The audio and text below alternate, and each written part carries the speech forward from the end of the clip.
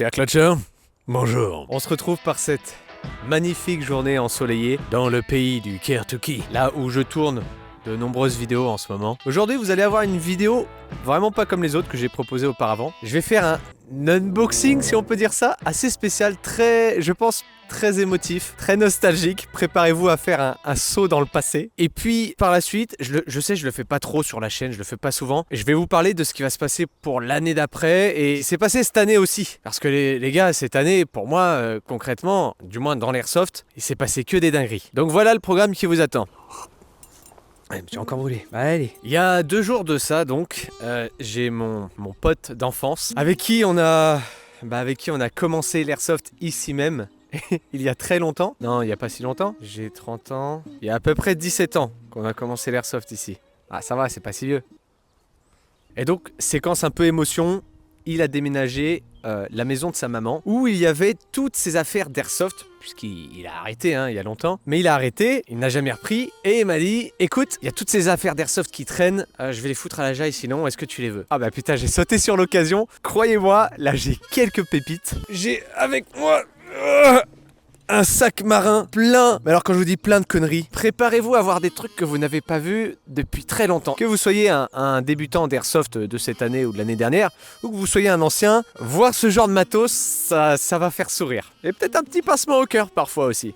Bon allez, je vais le foutre là. Oh putain de... Le sac à malice. Excusez-moi, je bois ma chicorée.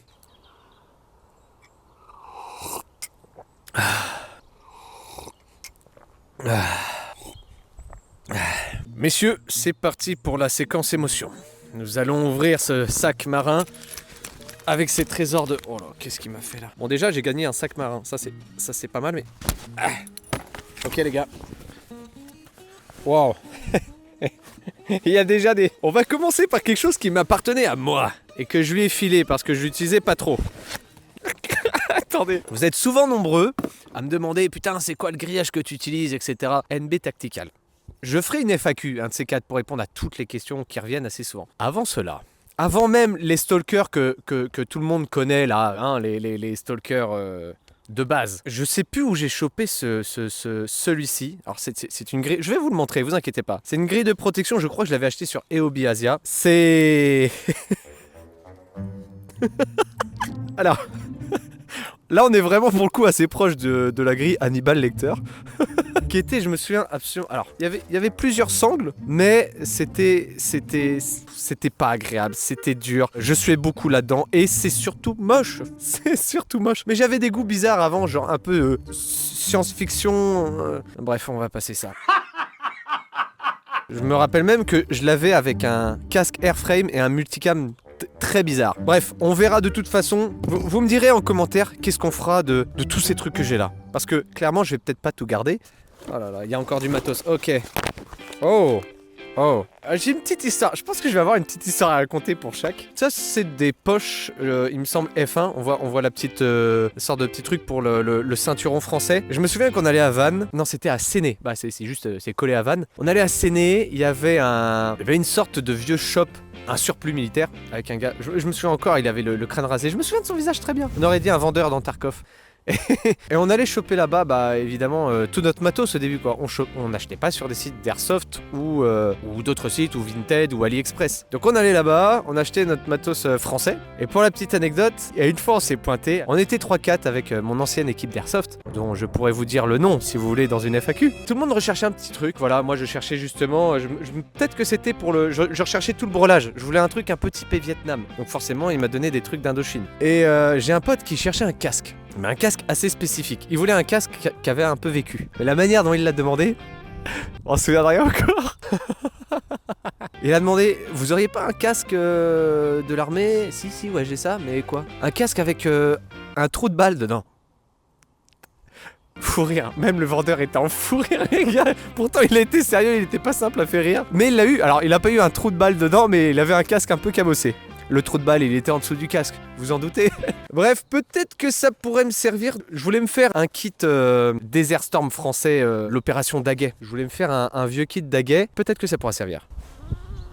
Oh, on a encore du gear français qui traîne par là et... Oh là là, alors, les gourdes F1, c'est plutôt propre le sien dedans. On peut voir que c'est assez propre. Moi, une fois, j'avais mis du coca dedans, ou de l'ice tea, à une partie d'airsoft. Je l'ai ressorti le week-end d'après, et je buvais dedans, tu sais. Voilà, quoi, c'était ma petite gourde. J'avais remis de l'ice tea, sauf qu'il y avait eu des champignons entre temps, et j'ai bu des champignons. Alors voilà, c'était pour l'anecdote. Donc attention à vos gourdes. Si vous mettez du sucre ou quoi dedans, lavez-les extrêmement bien. Voilà, c'est de l'expérience. C'est comme ça qu'on apprend. J'ai failli crever, mais bon. Bon, si on passait, il y a quelques répliques là-dedans. Ça serait intéressant de voir. Il y a des répliques assez légendaires. Alors, en super état, comme vous pouvez le voir. Oh, l'ancêtre. Regarde le pourri qu'il y a. Encore, ça va. Hein. Encore, ça peut aller. Regarde-moi là. La poignée, s'il te plaît. Alors, ça, de mémoire, c'était un. Alors, déjà, c'est un spring. Ça, c'est sûr. Est-ce que cette chose marche? Venez, on essaye. Voyons voir si tu marches. Ouah. Oh la vache, il fallait être fort hein. Oh, il y a de la poussière qui est sortie. Attends. Ah merde, il y en a plus. Putain, incroyable. Eh mais c'est qui marche. Il faudrait l'essayer. Ah putain, je n'ai pas les cartouches qu'il faut. Comment ça s'ouvrait? Il y avait un bouton pour la trappe de... Ah, c'était sur le côté. Ah non, mais incroyable. Putain, il a pas les cartouches. Ah, c'est con ça.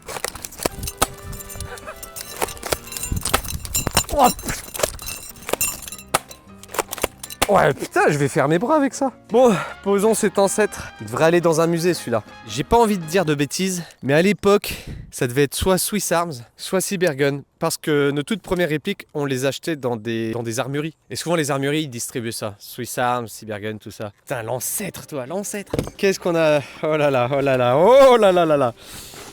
Putain, l'enfoiré, je lui ai dit de pas me donner sa boîte de merde Strike System. Strike System, c'était une marque qui était beaucoup distribuée aussi, pareil, en armurerie, dans le gear. Le holster Strike System sur le ceinturon F1. Les gars, ça c'est les débuts de l'airsoft. Ça, c'est emblématique. Hein, on a un gros holster bien dégueulasse, universel, noir, mais qui ne faisait même pas le taf. Son pistolet tombait tout le temps. Je crois d'ailleurs qu'il y a le pistolet dans le sac. On va voir ça. Ah, on avait des tenues douteuses un peu. On faisait avec ce qu'on avait, hein, pour voir. Alors là, les gars, je crois... Waouh.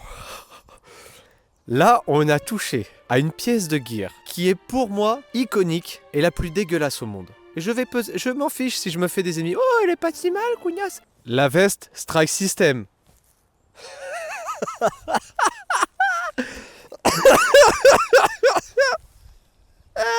Je suis mort de rire. Bon...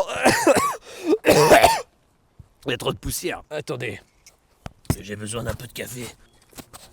La veste Strike System et son holster Strike System. Pour moi, c'est la pièce de gear iconique de mes débuts à l'airsoft. Peut-être pour beaucoup aussi. Ça et un Mich 2000 noir.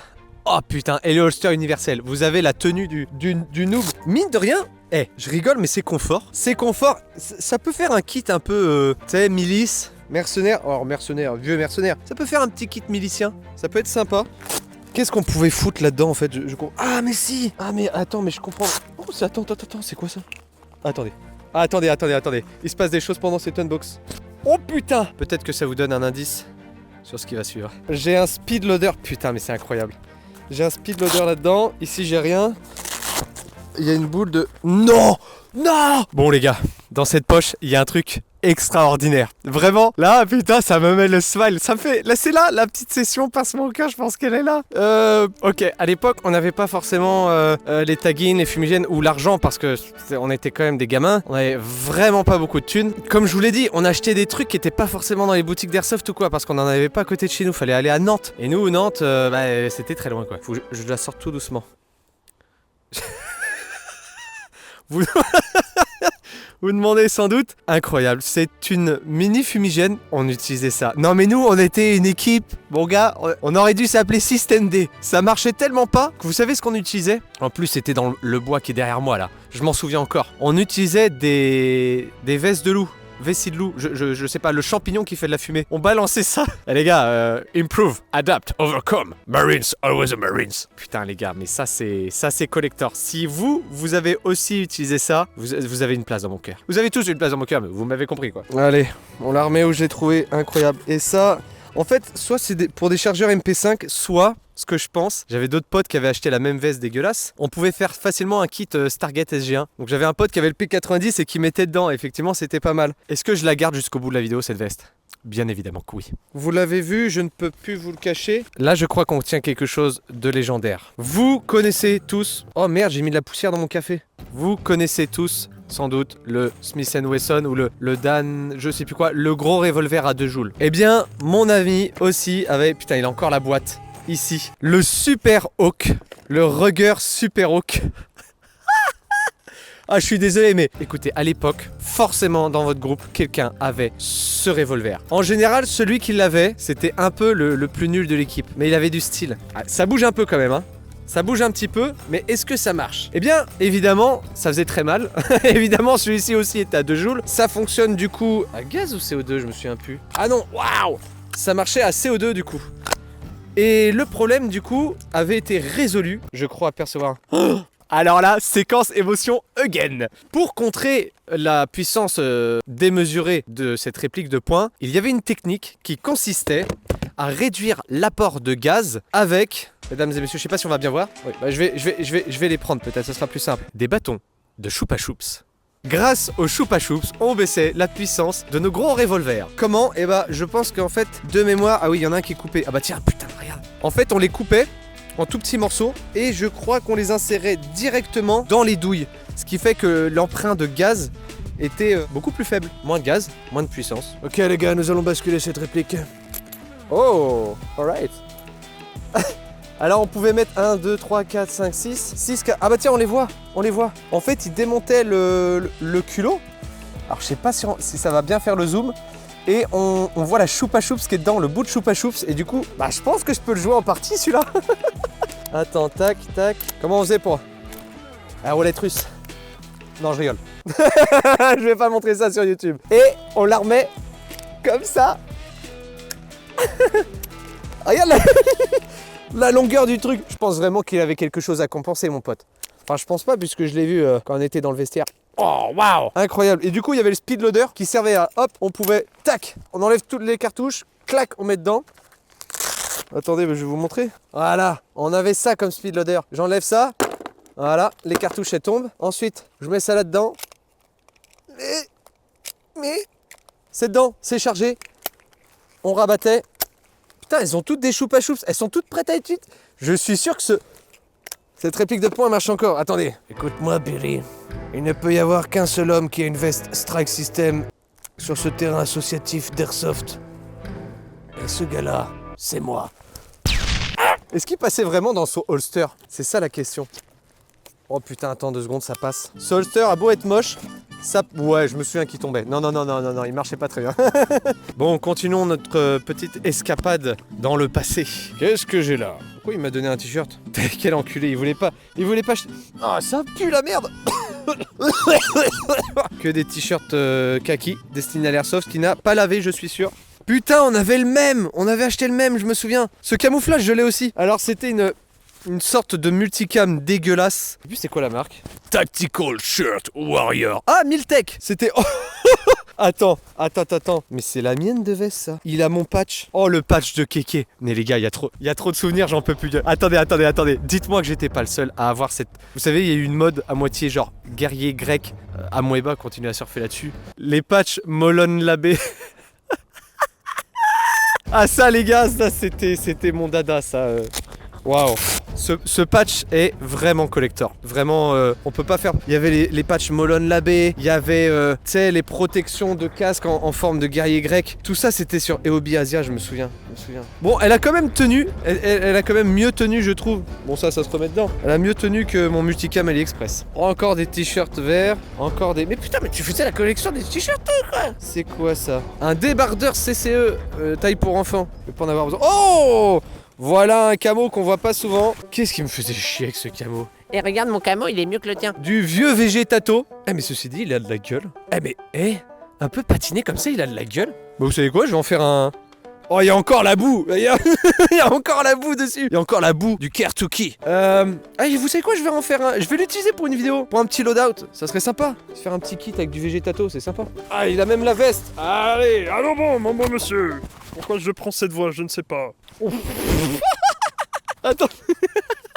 On avait vraiment des goûts bizarres pour les patchs, hein. C'était vraiment... Alors, attendez, c'est du thermocollé ou c'est cousu? J'ai l'impression que c'est... Non, c'est du thermocollé. Avec mon pote, on avait été très marqués par Full Metal Jacket. Notamment les scènes d'interview. Vous savez, quand ils sont, je crois, à Saigon ou je sais plus où, ils assiègent une ville et la caméra fait une sorte de travelling. Parce que quand il y a une vraie merde, sur qui on compte? Sur nous, les marines avec nos machines à massacrer. On avait fait la même scène juste ici et juste à côté. Mon pote se prenait un peu pour le reporter. Et il avait ce patch officiel US War correspondante. Alors là on a du beau. Alors on filmait pas encore trop. À l'époque moi j'avais un caméscope que j'avais un peu utilisé. J'ai jamais réussi à remettre la main sur mes toutes premières vidéos d'airsoft, toutes premières vidéos tout court. J'ai un CD qui traîne quelque part. Putain, c'est qui ça qui vient avec son buggy là? On va faire une petite pause. Bonjour. J'ai pas souvent des voisins ici hein.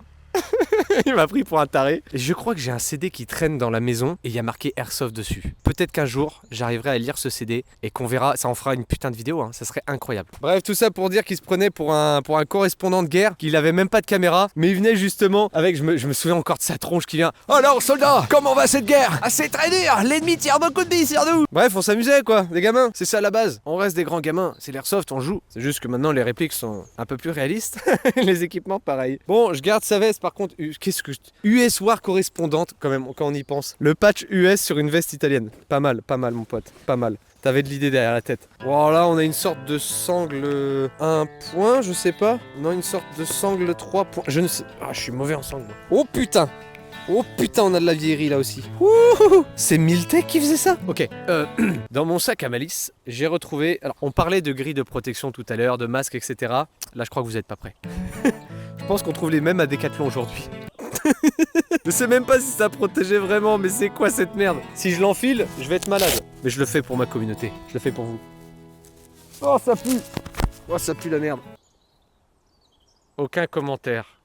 Merci. Alors, qu'est-ce qu'on a d'autre, fiston? Oh, on a des petits accessoires. Alors, j'ai pas retrouvé l'autre, mais on avait un sight Magpul. Hop, un flip-up style Magpul de chez PTS. Il était très bien fait, hein, dis donc. Magpul, mais qu'est-ce que c'était à la mode Magpul? Magpul, c'était tellement à la mode. C'était tellement le futur Magpul. Oh putain, là j'ai retrouvé autre chose. Là dans mes mains, quand je vous disais que le grand frère de mon pote, on avait tous une sorte de vibe à la Stalker à l'époque, je sais pas pourquoi. Déjà, vu qu'on bidouillait pas mal, qu'on avait des équipements pas forcément très milsim, bah on s'était dirigé sur des trucs à la Stalker quoi. C'était assez facile à faire. Et lui il faisait des customs d'AK avec des Sima. Le bois était, franchement, c'était le bois d'origine, mais qui, je sais plus ce qu'il faisait exactement dessus. Il le sublimait. Et il mettait des chaînes sur ses AK. Et je me souviens de ça. Ça là, ce cache-flamme les gars. C'était une AK qui avait des chaînes avec ça, mais pourquoi tu mets ça? À quel moment? Regarde, c'est le casque de la bouche de Sauron, mon pote. Il y avait un petit bâtiment, je me souviens, on se planquait derrière la porte, on était apeurés, de toute façon, on était tout le temps apeurés, on avait toujours peur des grands, quoi. Il y avait les grands et les petits dans notre équipe. Et je me souviens qu'un jour, il est arrivé avec son AK, il a planté ça a traversé la porte, et un peu comme Here is Johnny, vous savez, genre... Le cache-là, il a dépassé la porte. Et puis après, ils ont jeté une grenade tornado, on était tous morts. Bref, des très gros souvenirs, ça. Des vieux customs à la con qu'on faisait, bordel. Là, les souvenirs me rattrapent, ça fait bizarre. Bon, là, on a le reste de la tenue faux multicam. Putain, il y a encore les genouillères et tout, hein. Je pourrais faire un loadout avec, limite, en faux multicam. Il est un peu moche, mais écoutez, il marchait très bien. Ce camo marchait très bien. Et je crois qu'il ne reste plus qu'une seule chose. Il reste un bipied. Oula, un bipied avec un paint job très très douteux. Attends, comment on s'en servait? Alors sachant que ça c'était pas à mon pote, c'était à son grand frère aussi. Il avait un sniper, je m'en souviens. Il terrorisait tout le monde. Son sniper c'était le L96 je crois. Oh, il faisait 2 joules. Non mais je disais plus que 2 joules. Il faisait mal. Et un jour il a tiré sur son petit frère, du coup mon pote, dans les couilles. Et il a hurlé, c'était juste à côté. C'était sur la... Il y a une petite butte là. Et il s'était mis en haut comme ça. Et on l'a entendu mais hurler sur le terrain. On a arrêté la partie tellement qu'il hurlait. Il s'était fait tirer dans la vitre. Voilà. Je vous ai menti, il reste encore une chose qui est là depuis tout à l'heure, juste devant moi. Assault Tactical Rifle, marque, ça devait être D-Boys ou Sima ou je ne sais pas. Vous voulez voir de la vieille réplique? Là, vous allez en avoir, les gars. Oh putain, on est sur un carton polystyrène. Alors, Oh la vache. Oh les gars. On a donc le G36, la réplique légendaire de toute association qui prête et qui fait découvrir aux jeunes airsofters l'airsoft. Alors celui-là était un peu modifié au début, il avait des chargeurs M4 mais ça se baladait dans tous les sens. Comme vous pouvez le voir, la crosse est pétée. Attendez, on l'a là. Et je crois même qu'il avait mis un canon de précision dedans. Il y a une batterie. Alors forcément, c'est une lipo qui est en Tamiya. Est-ce que c'est une bonne idée de tirer avec une batterie qui n'a pas été chargée et qui n'a pas tiré depuis très longtemps? Bien sûr que non. C'est une très mauvaise idée. Mais je vais le faire. Ne faites pas ça chez vous. C'est le moment de vérité. Je n'ai pas mes lunettes de protection, ce qui est très dangereux et qu'il faut pas faire. Alors c'est pas souvent que j'ai une réplique aussi ancienne, aussi cheap. Est-ce qu'elle marche les gars? Attention, résultat, 3, 2... Oh putain, le bon vieil cap, attendez, la maracas.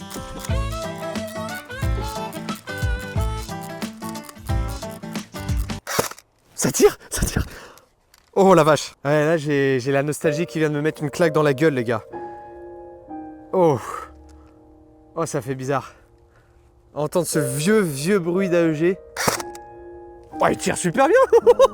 Il avait mis un canon de précision je crois dedans. Mais il tire super... Mais attends, elle marche mieux que certaines de mes répliques. Attendez. Mais il tire hyper bien.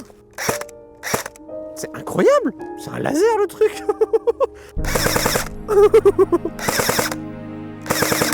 Mais il tire super bien.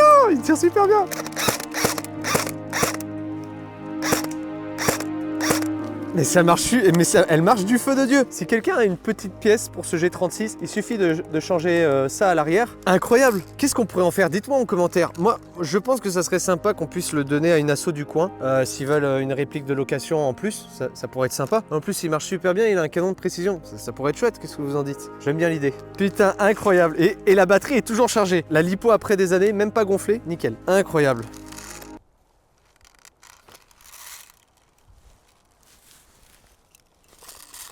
On a fait un saut dans le passé. Maintenant, j'aimerais qu'on parle du présent et du futur de la chaîne. Je fais jamais trop de vidéos pour vous tenir au courant de tout ce qui se passe et je pense que c'est important de le faire. Tout ce qui s'est passé sur cette dernière année, c'est simple, en airsoft, j'ai explosé. J'ai explosé sur ma visibilité, ma réputation et ça a fait que les partenaires m'ont fait confiance et j'ai eu l'immense privilège, d'abord avec OPS Store, d'être soutenu dans les grosses opérations que j'ai faites. Donc Atome, ainsi que la Corse, où on m'a payé une réplique et le voyage. Chose que je ne pouvais pas, puisque j'ai eu des petits déboires avec mon auto-entreprise, des petits... J'ai failli faire le banqueroute là cette année, avec les impôts, etc. Merci également aux autres partenaires, à Evike, à Lancer Tactical, à Olight, Airsoft Entrepôt et j'en passe. Merci à vous de m'avoir fait confiance et d'avoir pu me donner de quoi faire des très belles vidéos. Une autre chose assez incroyable qui a eu lieu cette année, ça a été d'intégrer le monde du milsim, qui me paraissait assez nébuleux, assez discret, assez privé, assez... Alors oui, effectivement, vous êtes beaucoup à me demander les OP, comment est-ce que t'en fais, etc. Je vous expliquerai tout. L'année prochaine, je compte vraiment démystifier le milsim, que ce soit se mettre à l'airsoft, se mettre au milsim, tout ça, je vais le démystifier, le rendre le plus simple à comprendre possible. Merci à toute la communauté milsim qui m'a accepté, on va dire, entre guillemets. Je sais pas si on peut dire ça comme ça. Ça a été une super année de rencontres aussi avec les Corses de la Task Force 21, sans oublier l'incroyable rencontre en airsoft avec JP et mon grand ami maintenant je dirais Arthur. Et je tiens à remercier et à redonner aussi les lettres de noblesse à Airsoft Alphonse qui m'a énormément inspiré dans le contenu que je fais en opération et aussi à Garantum pour le contenu Instagram qui est assez nouveau. Maintenant que Instagram ne me shadowban plus, j'ai relancé un peu la production sur Instagram. Putain, mais cassez-vous de là! Je me suis beaucoup inspiré de Garantum, notamment pour les petits formats avec les questions, etc. Et vous êtes de plus en plus nombreux à aimer ce format, alors suivez-moi sur Insta, kunia.airsoft, vous serez pas déçus, c'est une bonne page. Et donc, on terminera là-dessus, le futur. Le futur, évidemment, il y aura des grosses OP qui vont se préparer. La Border War, je veux la faire avec Arthur et JP. Je veux faire également connaître le milsim en France. Vraiment, pour moi, il faut qu'on ait plus de joueurs. Toujours qualitatif, c'est important, qui feront donc plus d'OP, plus d'organisateurs, plus d'équipes, peut-être même plus de terrain si les mairies, etc. Si la population globale connaît mieux l'airsoft et encore mieux le milsim, on pourra encore plus s'amuser. Je compte aussi faire découvrir l'airsoft à des gros youtubeurs ou des gros créateurs de contenu gaming ou autres. Si vous avez des noms en tête, mettez-les en commentaire. Moi j'ai des noms, j'ai peut-être des contacts, c'est ce qui aussi permettra peut-être de faire découvrir l'airsoft au reste de la population. Et puis sinon, énormément de tenu à acheter, même si j'ai pas d'argent en ce moment. Beaucoup de GBBR encore à tester. Je suis tombé amoureux, les gars. Je suis tombé amoureux des GBBR. Oh, il y a du caca là par terre. Ouais, il y a du caca. Ah, mais c'est une grosse merde ça. C'est une merde de chien de chasse ça. Je crois que j'ai fait le tour de tout ce qu'il y allait avoir. Ah oui, et vous verrez sans doute sur la chaîne aussi du tir. J'ai beaucoup été invité à faire du tir. Donc, sans doute qu'on fera un petit mix petit à petit entre le tir et l'airsoft. Et il y a aussi des gros projets un petit peu secrets. Alors, un petit peu beaucoup, je peux pas vous le dire pour l'instant. Des gros secrets de tournage qui vont avoir lieu. Bref, lors de mes 31 ans, je compte faire rayonner le milsim en France et notre passion de l'airsoft une fois de plus. Messieurs, je commence à me cailler les couilles fortement. Je vais donc rentrer. Vous me dites en commentaire ce qu'on fait de tout ce bazar là. Et je vous revois l'année prochaine. Je ne compte pas arrêter les vidéos. Je ne compte pas mourir. Car un clutcher ne meurt pas, il respawn.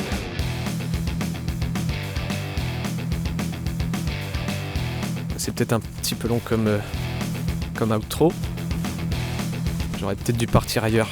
Oh bah oui, là j'arrive dans les buissons. Ouais, il me regarde encore. Ok, on va aller par là.